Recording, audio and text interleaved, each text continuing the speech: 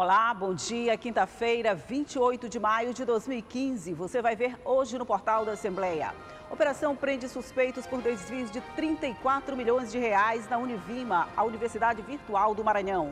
Nair Portela é eleita nova reitora da UFMA. Câmara Federal aprovou ontem o fim da reeleição para cargos executivos. A reforma política e o fortalecimento das micro e pequenas empresas no Estado foram dois dos destaques da sessão plenária. E vai ver também, grupo de esposas de deputados começa a entregar donativos e brinquedos a instituições que atendem pessoas carentes em São Luís. Tudo isso agora na TV Assembleia. Eu sou Elda Borges e o portal está só começando.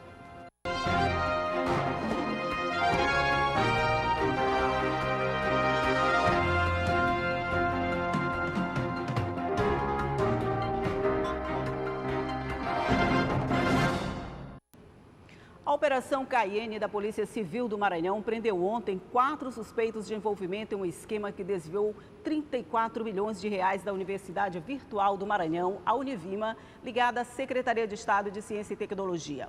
Segundo informações da Superintendência Estadual de Prevenção e Combate à Corrupção, foram cumpridos mandados de prisão dos servidores Paulo Giovanni Aires Lima, José de Riomar Santos Soares e também dos empresários Inaldo Damasceno Correia e Valmir Neves Filho. O terceiro empresário envolvido, Francisco José Ferreira, ainda não foi localizado. O delegado-geral de Polícia Civil, Augusto Barros, explicou que o esquema beneficiava 3 empresas que atuavam como fornecedoras da Univima. Havia uma simulação de pagamentos em duplicidade e, para não chamar atenção, o sistema de registro dos pagamentos era adulterado para simular a regularidade dessas operações. As investigações apontam que a fraude funcionava há pelo menos 3 anos. O resultado foi divulgado já na madrugada desta quinta-feira. Nair Portela foi eleita nova reitora da Universidade Federal do Maranhão. E quem tem os detalhes é a repórter Tirciane Chuvas. Nair Portela Silva Coutinho foi eleito com cerca de 51% dos votos. A eleição foi realizada ontem durante todo o dia em todos os campos da Universidade Federal do Maranhão. Nair será a primeira mulher a ocupar o cargo máximo da instituição. Ela é enfermeira e com doutorado na Universidade de Brasília. Para vice-reitor, foi eleito Fernando Carvalho Silva, com 57% dos votos. Os 2 vencedores assumem os mandatos em até 2 meses. Tirciane Chuvas, para a TV Assembleia.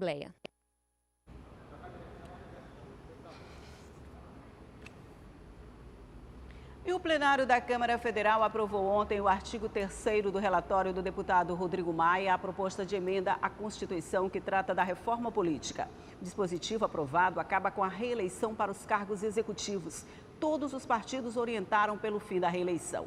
Como a reforma política está sendo tratada em PEC, o fim da reeleição precisa ainda ser aprovado em segundo turno na Câmara, para depois ser apreciado também em 2 votações pelo Senado.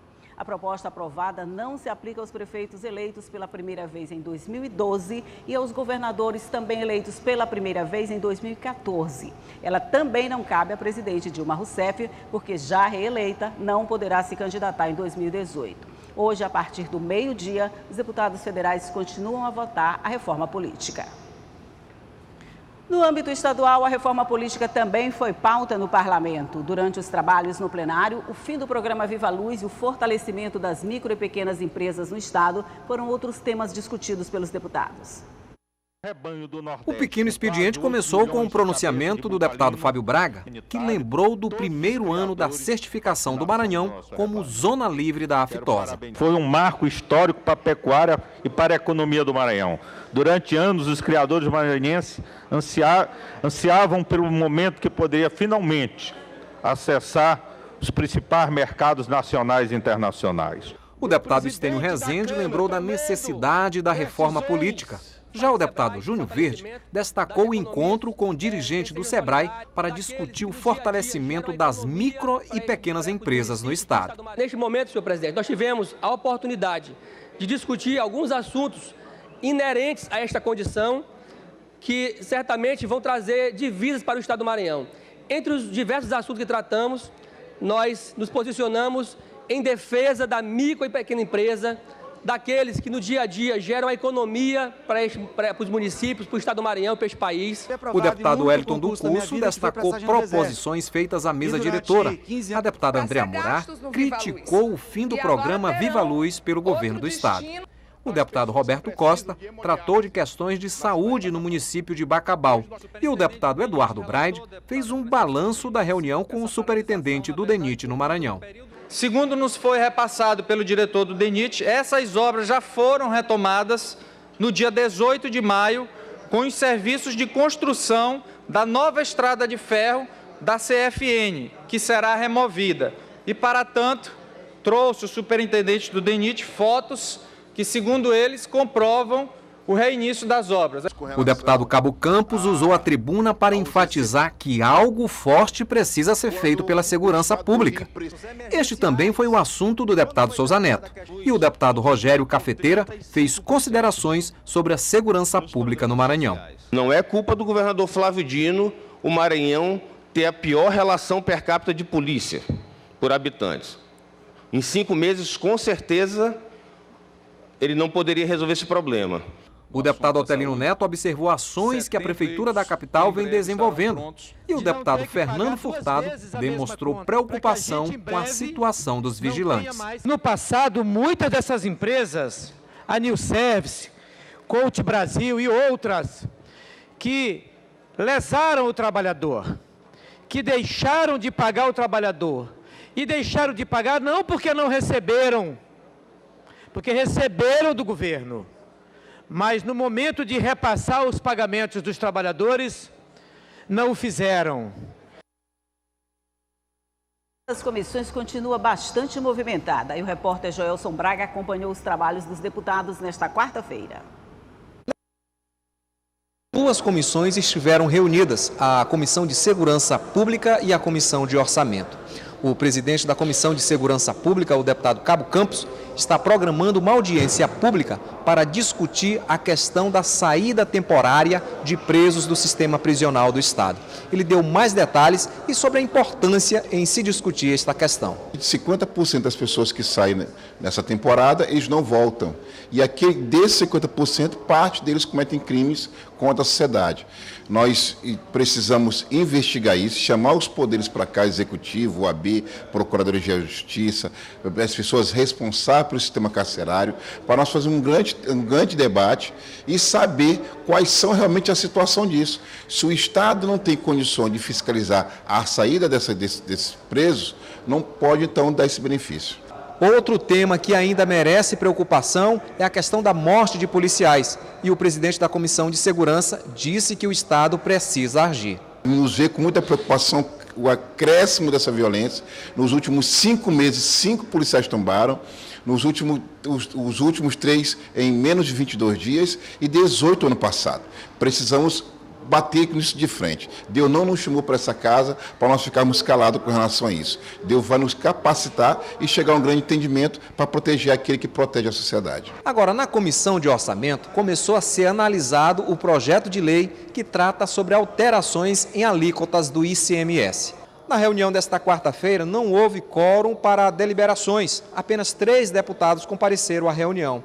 Assim, o presidente da comissão, o deputado Rigo Teles, definiu para a próxima reunião, na semana que vem, para análise e votação do projeto de lei. Tanto a Comissão de Segurança quanto a Comissão de Orçamento se reúnem todas as quartas-feiras, às 8h30, aqui na Assembleia Legislativa. E você vai ver no próximo bloco, criado o Comitê da Comissão Estadual de Prevenção à Violência no Campo e na Cidade. E no estúdio, uma entrevista sobre o assunto. Logo após o intervalo.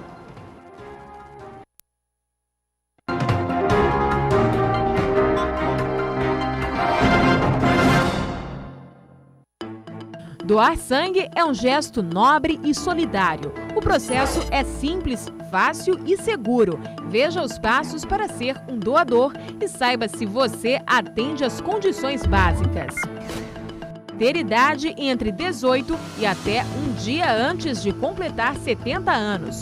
Doadores com idade de 16 e 17 anos são aceitos mediante a presença e autorização formal dos pais ou responsável legal. O limite de idade para a primeira doação é de 60 anos. O candidato à doação deve estar em boas condições de saúde, sem ferimentos no corpo, pesar acima de 50 quilos, Apresentar documento de identidade com foto, emitido por órgão oficial, RG, carteira profissional, carteira de motorista, ter repousado bem na noite antes da doação. Evitar o jejum. Fazer refeições leves e não gordurosas nas 4 horas que antecedem a doação. Evitar o uso de bebidas alcoólicas nas últimas 12 horas. Evitar vir acompanhado com crianças ou sem acompanhantes.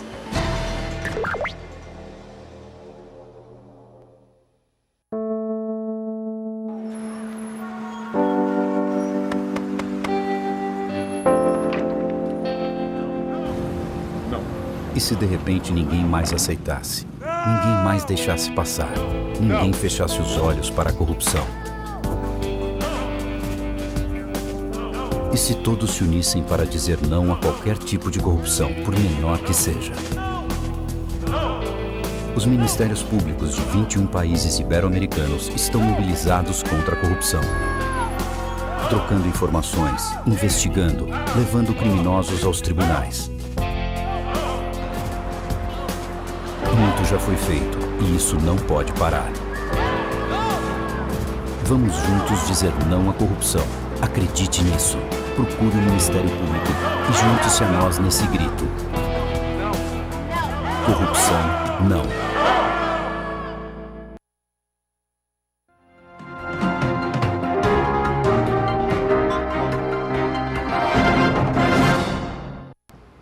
Já foi sancionada pelo governador Flávio Dino a lei que dispõe sobre a criação da Comissão Estadual de Prevenção à Violência no Campo e na Cidade. E sobre esse assunto eu converso agora com Jonathan Galvão, que é superintendente de proteção da Secretaria de Estado de Direitos Humanos. Bom dia, seja bem-vindo ao nosso programa. Bom dia. Já foi aprovada pela Assembleia, já foi sancionada pelo governador do Estado. A gente pode dizer que essa comissão efetivamente já está funcionando? A comissão ela já existe a partir da sancionamento da lei. A Secretaria de Direitos Humanos já atua no âmbito da mediação desses conflitos. Contudo, o funcionamento da comissão depende ainda de regulamentação por conta de decreto. E falta então o terceiro passo, não é isso? Aprovação, sanção e falta a regulamentação. Isso não impede que ela funcione mesmo sem essa institucionalização, vamos dizer assim, né? Na verdade, a comissão, a legislação prevê, dentre os componentes da comissão, integrantes da sociedade civil, que serão escolhidos pelo Fórum Estadual de Direitos Humanos.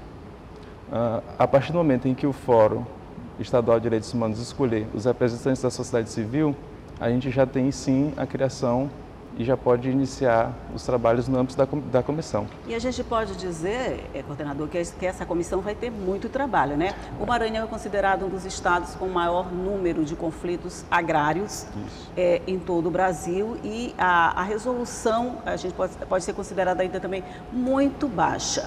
De que forma eu imagino mesmo se a comissão está oficialmente funcionando, vocês já trabalham nisso, de que forma vocês pretendem fazer esse trabalho e diminuir esses índices? É verdade. O Maranhão ele lidera o ranking Eu nem quis dizer que ele lidera. Ele historicamente lidera o ranking dos conflitos agrários no Brasil. A criação da comissão ela é uma articulação entre a Secretaria de Direitos Humanos, demais secretarias de Estado, e os movimentos sociais que militam pela reforma agrária e pelo direito à moradia. Pela institucionalização da comissão, a gente pretende mediar os conflitos envolvendo disputa de terra, os conflitos agrários no âmbito do estado do Maranhão. Para ter uma ideia, a gente recebeu no começo do ano o levantamento de decisões de reintegração de posse e outros tipos de manutenção na posse, missão na posse. Ao todo, só no interior do estado, temos vigentes 64 decisões, isso no começo do ano. Na região metropolitana, nós temos 124 decisões, sendo que 69 delas do município de São José de Ribamar. Então, uma das formas de atuação... Só lhe interrompendo, da região metropolitana, São José de Ribamar é onde tem o maior número de conflitos? Isso. Pela planilha que nós recebemos no começo do ano, São José de Ribamar supera a quantidade de reintegrações de todo o interior do estado. Então, entendi. Mas o fato dessas reintegrações terem chegado a esses números significativos, a gente pode dizer que a gente já está avançando na mediação desses conflitos? Nós temos avançado, sim. No âmbito da Secretaria de Direitos Humanos, mesmo sem haver a institucionalização da comissão, já existe uma mediação entre as diversas secretarias de Estado e a própria sociedade civil, no sentido de prevenir os conflitos resultantes dessas disputas por terra. A prevenção seria um passo, eu imagino, mais efetivo de todo esse trabalho, né? Porque se você faz a prevenção, você não precisa dar uma solução já lá no final. Mas, por enquanto, eu diria que isso ainda, a gente não chegou nesse estágio de prevenção. Por enquanto, vocês estão só resolvendo os conflitos já existentes. Essa comissão, de alguma forma, vai trabalhar nesse sentido de prevenção, de fazer com que esses conflitos nem cheguem a existir? Isso. A ideia é fazer com que a gente consiga erradicar no Maranhão os conflitos agrários, as disputas violentas de terra. A comissão ela tem uma composição de modo a favorecer o diálogo entre o governo, entre o judiciário, o Ministério Público e a sociedade civil. Da sociedade civil, quem pode fazer parte dessa comissão? A sociedade civil ela deve ser escolhida pelo Fórum Estadual, e deve fazer parte da comissão as entidades que militam já reconhecidamente pela reforma agrária e direito à moradia. Ok. De vez em quando, várias vezes por ano, eu digo isso, a gente tem muita ocupação do INCRA, por exemplo, por agricultores do interior do estado, qualquer coisa que envolve terra, todo mundo vai e ocupa o INCRA. Os quilombolas, a gente pode dizer que eles são bem atuantes nesse sentido. Eles teriam, de alguma forma, um tratamento, assim, vamos dizer, mais expressivo por conta dos conflitos mais constantes que acontecem nessas terras? O Maranhão é um dos estados brasileiros com maior quantidade de comunidades quilombolas. Isso. Contudo, não há o devido reconhecimento ainda a essas comunidades. E a falta desse reconhecimento, ela gera, sim, conflitos agrários na disputa da terra que é destinada, que é por direito dessas comunidades. Nós temos, no âmbito de atuação da comissão, a possibilidade de realizar estudos, de propor soluções no âmbito do Executivo, do Judiciário, inclusive do Legislativo, e a atuação direta com as comunidades tradicionais, não só quilombolas, mas também ribeirinhas, indígenas, de pescadores. Nesses estudos estaria incluído, por exemplo, um processo de definição, de delimitação das áreas que pertencem efetivamente a esses grupos que o senhor acabou de citar?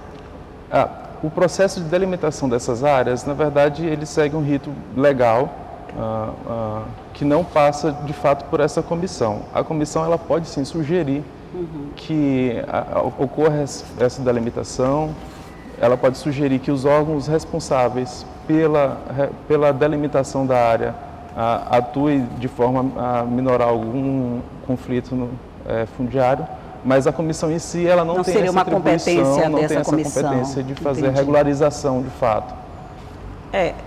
Com relação à criação dessa comissão, a gente pode dizer que a gente está saindo na frente também, né? Nós somos um dos poucos estados que está criando essa comissão, né? Isso. O governo do estado, ele realmente toma a dianteira no Brasil. Ele está entre os poucos estados do Brasil em que se cria uma comissão específica para lidar com conflitos fundiários. E é importante destacar que essa comissão, ela é uma comissão plural. Ela é uma comissão formada não só por representantes do governo do estado, mas também por representantes do judiciário. Isso que eu acho mais interessante. Exatamente. E da própria sociedade civil, que historicamente faz as reivindicações. Quer dizer, de alguma forma, todas as partes envolvidas vão estar representadas nessa comissão. Vão estar, sim, com certeza. E ela passa a funcionar a partir da regulamentação, ela funciona, Isso. mas vai funcionar oficialmente a partir da regulamentação desses trabalhos, né? Hoje, no âmbito da Secretaria de Direitos Humanos e Participação Popular, nós recebemos quase que diariamente ações de reintegrações por parte da Secretaria de Segurança Pública, que caminha para nós estudo de situação de reintegração de posse, missão na posse, manutenção, e também denúncias feitas por comunidades. Então, quase que diariamente nós estamos recebendo esse tipo de demanda. Né? As pessoas, como é que faz para denunciar? É só ligar para a secretaria, por exemplo, é uma comunidade que está se sentindo atingida por esse problema, pode só ligar para a secretaria, fazer a denúncia? Como é que funciona? Normalmente se vai à secretaria, uma comitiva de moradores, e a gente agenda uma reunião, nós discutimos, nós verificamos quais são as demandas, quais são os problemas da região e damos os encaminhamentos que são pertinentes. Mas no site da secretaria, nós temos o telefone da ouvidoria, que recebe qualquer tipo de denúncia, inclusive denúncias envolvendo conflitos fundiários no Maranhão. Ok, com certeza vocês vão ter muito trabalho daqui para frente. Vocês já estão tendo até agora, a partir da regulamentação desses trabalhos, com certeza vão ter muito mais. Mas vocês vão dar conta com toda certeza e a gente vai sair desse lugar honroso de primeiro lugar no ranking de conflitos agrários. Logo, logo você vem aqui para me dizer que a gente já saiu desse lugar. Espero que sim. Jonathan Galvão, muito obrigada pela sua participação no nosso programa e um bom dia para o senhor. Nós que agradecemos, bom dia. Bom dia. E você pode rever a entrevista com Jonathan Galvão, que é superintendente de proteção da Secretaria de Estado de Direitos Humanos, no site da Assembleia, al.ma.leg.br. E no portal você acompanha ainda a cobertura completa de tudo o que acontece no Legislativo. E você vai ver no próximo bloco. No Dia Nacional pelo Fim da Mortalidade Materna, a Assembleia discute o tema em audiência pública. E também o GEDEMA começa a entrega de donativos e brinquedos às instituições carentes de São Luís. Logo após o intervalo.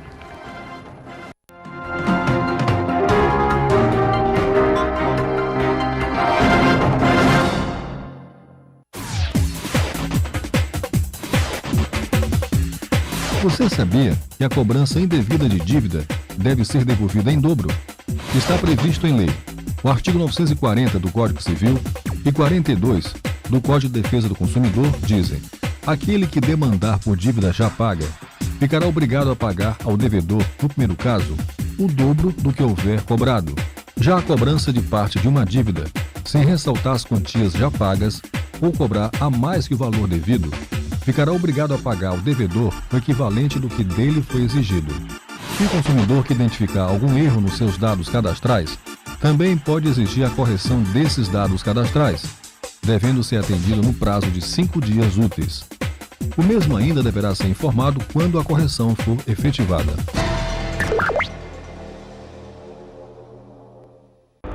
É preciso ficar esperto para ganhar a guerra contra o mosquito da dengue. Confira algumas dicas para impedir a proliferação desse vilão da saúde na sua casa. Misture uma colher de chá de água sanitária com 1 litro de água e borrife nas plantas de sua casa. A mistura não faz mal às plantas e mata o mosquito da dengue. Lave bem os pratos de plantas, passando um pano ou bucha para eliminar completamente ovos de mosquitos. Uma boa solução é trocar água por areia molhada nos pratinhos. Limpe calhas e lajes das casas. Lave bebedouros de aves e animais com escova ou bucha e troque a água pelo menos uma vez por semana. Guarde as garrafas vazias de cabeça para baixo. Fure latas e pneus.